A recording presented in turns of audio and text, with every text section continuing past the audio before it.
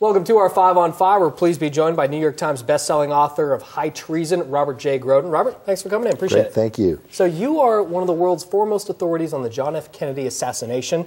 I want to first ask you, what got you into the conspiracy theories or into the assassination? The president was shot on my 18th birthday, November 22nd, 1963, and I'd always been fascinated by questions of history. I just gravitated to this one immediately, and I've been doing it now for 49 years. What have you done? Obviously, High Treason, I assume, is a book about the assassination, perhaps? High Treason, the killing of a president, the search for Lee Harvey Oswald, the new one, JFK, Absolute Proof, just constantly dealing with new things as they come out. I was staff photographic consultant to the House Select Committee on Assassinations for 3 years, Oliver Stone's chief consultant on the movie JFK, and on like that. The Kennedy assassination has been my whole adult life from the time I was 18 years old until now. And I've lately been fighting a war against the city of Dallas in Texas for the fact that they are trying to shut researchers up. They do not want there to be any mention of assassinations or conspiracy. So it's something that I've been fighting for quite some time and shows no sign of going away. What do you believe happened to the president that day? The president was shot in a crossfire. He was hit by more than one shooter. Beyond that, we don't really know all that much because so much false evidence has been put out there.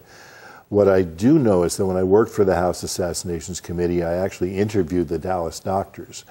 And all in all, between the doctors and other eyewitnesses, we have 88 witnesses. 88.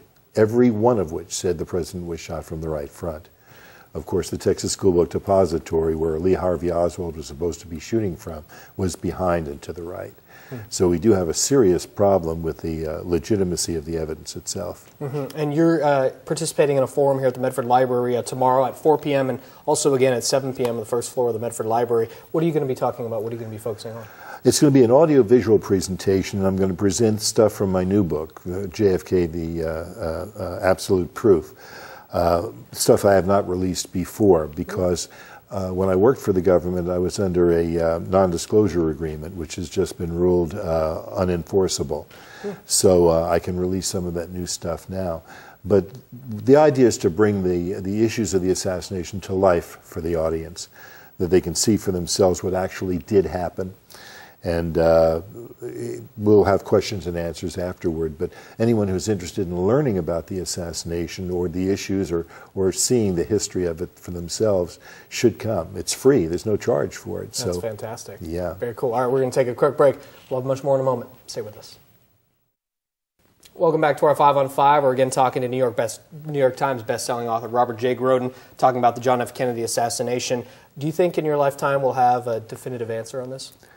I used to think we definitely would. Now I tend to wonder about it.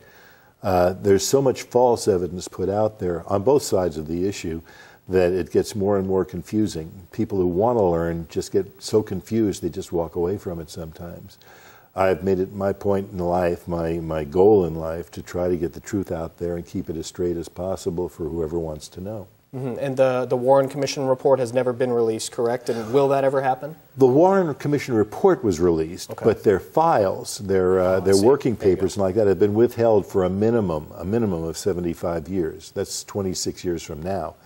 The reason why I worry about that and wonder about it is if Lee Harvey Oswald was a lone assassin, as they tell us, what is there that could possibly be a matter of national security to hold this stuff up?